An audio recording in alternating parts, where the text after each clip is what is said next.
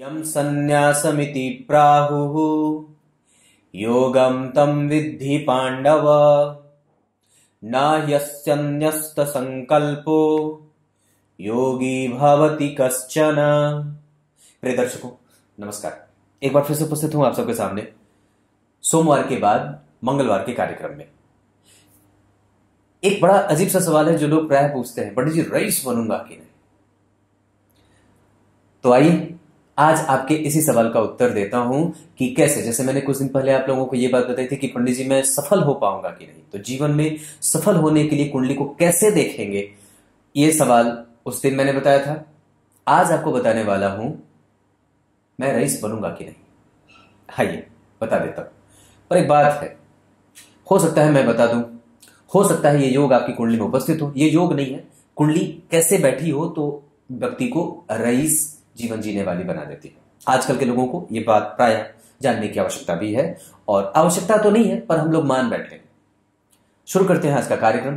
कहीं नहीं जाना है, बिल्कुल बन के रहिएगा। आरंभ से अंतिम तक का कार्यक्रम प्रत्येक दिन जरूर देखा करिए, और संस्कार वाले कार्यक्रम आप नहीं देख रहे हो फिर से उसे जाकर के देखिए। शुरू करते हैं आज का कार्यक्रम।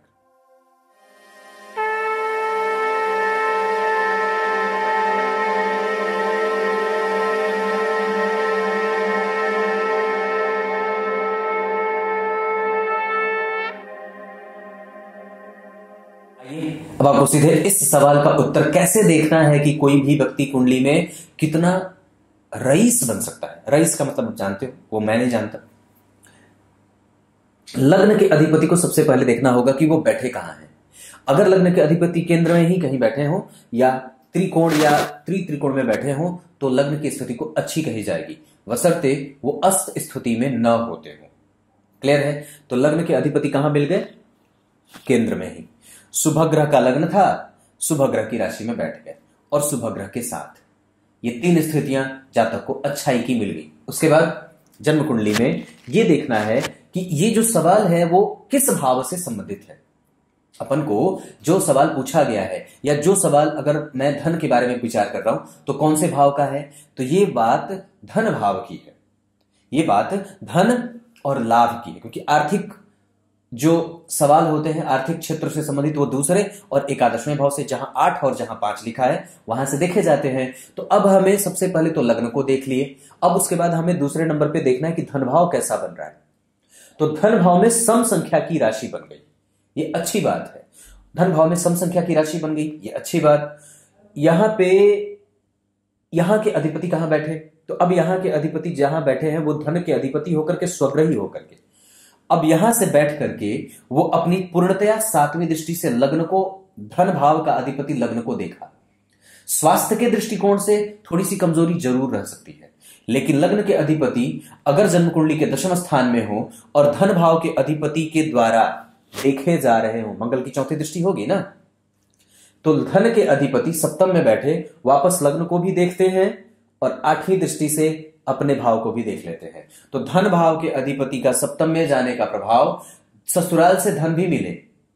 क्यों ससुराल से धन? क्यों? क्योंकि यहां ये जो है वो आपकी पत्नी, और पत्नी के बाद यहां ये आपका व्यक्तित्व से आपका उसका धन मिल रहा है। आपके धन भाव के अधिपति आपके पत्नी के घर में आकर के बैठे, ससुराल से धन का योग बना, और उसके बाद वो वापस मुड़ करके वहां देख रहे हैं जो धन का भाव है। तो इस हिसाब से व्यक्ति को धन मिलने का योग बनता है। ऐसे ससुराल का भाव ये भी होता है, इसका पूरक है ये। इस वजह से यहां से भी इस बात का विचार किया जाएगा, ससुराल कितना धनवान होगा। तो जन्म कुंडली के द्वितीय भाव के अधिपति का सप्तम में बैठना, वापस वो लग्न को देख रहे हैं, तो इससे लग्न को मजबूती मिली। यहां बैठ करके वो दशम को, लग्न को देखे और धन को भी देखे। तो ये स्थिति भी व्यक्ति की कुंडली में विवाह के बाद के धन की स्थिति को भी लाभदायक और व्यक्ति के धन मिलने के आसार कई तरीके से व्यक्त कर रहा है। ये दूसरी सबसे महत्वपूर्ण और धनवान योग, या फिर ये कह सकते हैं कि धनिक या फिर रईस बनने के लिए। उसको तीसरे तरीके से कैसे देखें और कुंडली में कैसी स्थिति बन रही है, तो जरा गौर करना। तो धन भाव के अधिपति के ऊपर धन का कारक स्वग्रही होकर के 5वीं दृष्टि से अपने मित्र को देख रहा है, और मित्र की राशि भी है। तो इससे भी गुरु का बल बढ़ गया, मंगल का बल बढ़ गया, क्योंकि वो स्वग्रही हैं और बैठे भी हैं। तो जरा गौर करें तो तृतीय भाव के अधिपति, चतुर्थ के अधिपति और पंचम के अधिपति, तीनों का एक साथ समावेश हो रहा है जन्म कुंडली के तीसरे भाव में। और यहां से दोनों बैठ करके पंचम भाव के अधिपति शनि और चतुर्थ के अधिपति शनि भाग्य के कारक ग्रह गुरु के साथ बैठ करके वापस भाग्य को देख रहे हैं, जहां पे बुध की राशि में स्वयं लाभ के अधिपति बैठे हैं। अब जरा गौर करना ये कितनी अच्छी और मजबूत स्थिति होने वाली है। पंचम के अधिपति के साथ, जहां के कारक होते हैं गुरु, धन के कारक होते हैं गुरु, इनका योग पंचमेश के साथ बना और चतुर्थ के भी कारक होते हैं, चतुर्थ में भी उनको सुख का कारक माना जाता है। तो इन तीनों भावों का योग बना, शनि तीसरे भाव में कारक होते हैं, दोनों ग्रह एक साथ बैठ करके और जन्म कुंडली के भाग्य को देख रहे हैं। ये जन्म कुंडली का सुख भाव भी होता है, शांति का भी भाव होता है, जहां व्यक्ति धर्म से, भाग्य से, पितरों से लाभ प्राप्त करता है। तो ये बात यहां भी बन गई। यहां बैठा कौन है? यहां अगर छठे भाव के अधिपति बैठते, आठवें के अधिपति बैठते, 12वें के अधिपति बैठ जाते तो भाव और प्रभाव कमजोर हो जाता, लेकिन ऐसा तो है नहीं। इस वजह से यहां पे चूंकि लाभ का अधिपति स्वयं बैठा है और उसको उसका मित्र गुरु स्वयं देख रहा है, तो जरा गौर करो तो और उसको कौन देख रहे हैं? तो स्वयं शनि देख रहे हैं। ये कौन है? पंचम के अधिपति। तो पंचमेश यहां देख रहे हैं, यहां शनि नहीं देख रहे हैं सूर्य को। अगर आप ये सोचोगे कि शनि ने सूर्य को देखा तो निसंदेह समस्या बढ़ेगी, लेकिन यहां पे ये बात, अब होता क्या है कि कई बार हम सिर्फ ग्रह को देख लेते हैं कि ये ग्रह देख रहा है, पर उसके पीछे के एक तर्क भूल जाते हैं कि वो कौन सा भाव है जिसका अधिपति आपके सूर्य को देख रहा है। तो वो पंचम का अधिपति है। इस कुंडली का सर्वाधिक योग कारक ग्रह अगर जन्म कुंडली के भाग्य को देखेगा तो क्या कमजोर करेगा? ऐसा नहीं है। तो इस आधार पर भाग्य का कारक भाग्य को देखता है, तीसरे का कारक तीसरे में बैठा है, पंचम का अधिपति और चतुर्थ का अधिपति अगर भाग्य को देखेगा तो भाग्य में लाभ, यश, कीर्ति, धन, पद, प्रतिष्ठा और मानसिक शांति के साथ संपूर्ण चल अचल संपत्ति का लाभ देगा। और वैसे भी ये कुंडली इतनी श्रेष्ठ हो रही है कि भाग्य का अधिपति जो जन्म कुंडली में बुध बनता है वो दशम में बैठा है। तो धर्म कर्माधिपति योग, व्यक्ति ऐसे ही धन नहीं कमाएगा, क्योंकि दशम स्थान में देखिए बुध और शुक्र जैसे दो शुभ ग्रह बैठे हैं। अगर जन्म कुंडली के दशम स्थान पे पापक ग्रहों का असर होगा तो व्यक्ति कई तरीके से और कई जगह से कुछ गलत तरीके से भी धन कमा सकता है। लेकिन यहां पे दो शुभ ग्रह की राशि में बैठे हैं, इस वजह से व्यक्ति की कुंडली में सही तरीके से मेहनत के बल पर, क्योंकि शनि मेहनत करा रहे हैं और वापस वो घूम करके अपने मेहनत के परिणाम को भी देंगे, क्योंकि ये मेहनत करने के बाद परिणाम प्राप्त करने का भाव होता है। तो यहां उसको देखेंगे तो यह स्थिति भी अच्छी होगी। तात्पर्य क्या है कहने का कि आपकी कुंडली में ग्रहों की प्लेसमेंट, जैसे मैंने इस भाव से और इस कार्यक्रम से आपको यह बताने का भी प्रयास किया है कि हम मुख्यतया सिर्फ ये देखते हैं कि कौन सा ग्रह किसको देख रहा है, जबकि उसके पीछे के इस तर्क को भूल जाते हैं कि वो कौन से भाव का अधिपति है जो आपके उस भाव को देख रहा है। तो चतुर्थ और पंचम का अधिपति अगर कोई पापक ग्रह भी होगा तो मुझे नहीं लगता है कि वो कमजोर करेगा जहां देखेगा, है कि नहीं।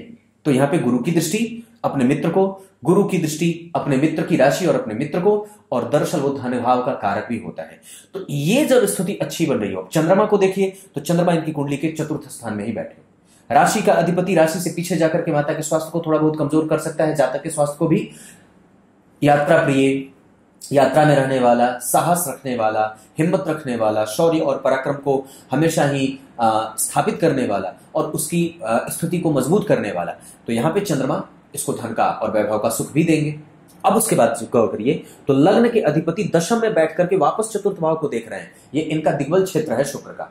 तो इस स्थिति को भी अब जरा देखिए तो शुक्र और शनि, तो शुक्र कहां बैठे? चंद्रमा की राशि में, यहां 4 नंबर, तो शुभ ग्रह की राशि, और वापस घूम करके तो लग्न का अधिपति दशम में बैठा। यह लक्ष्मी योग है, व्यक्ति अपने पैरों पर ही तुरंत खड़ा हो जाए अगर लग्न का अधिपति दशम में बैठ जाए तो। ध्यान से यहां देखिए, लग्न का अधिपति अगर दशम में बैठ जाए तो लक्ष्मी योग है, व्यक्ति तुरंत ही अपने पैरों पर खड़ा होता है और स्वाभिमानी होता है, वो किसी से भी कुछ लेना नहीं चाहता है।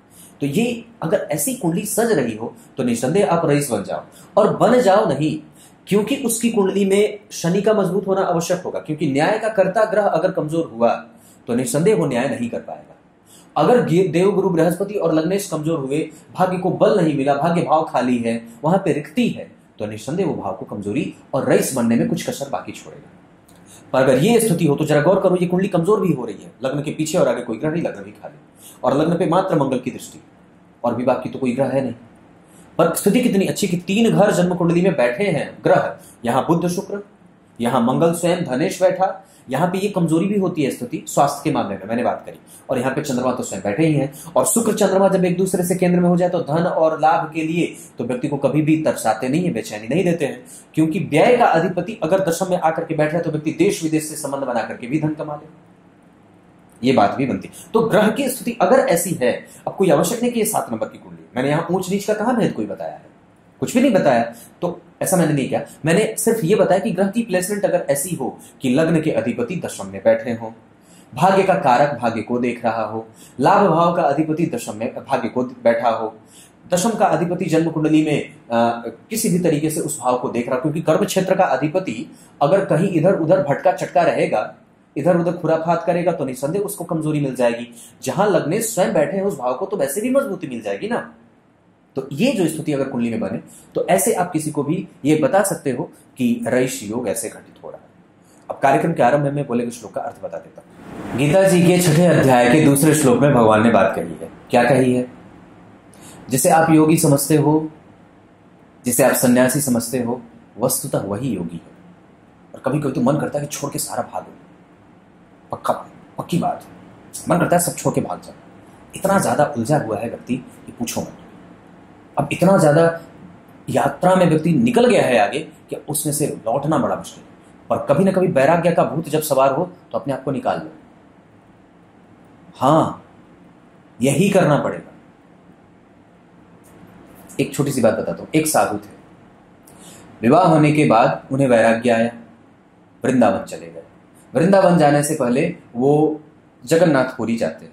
जगन्नाथपुरी से उनको स्वप्न आता है भगवान विष्णु का कि नहीं तुम द्वारिका जाओ।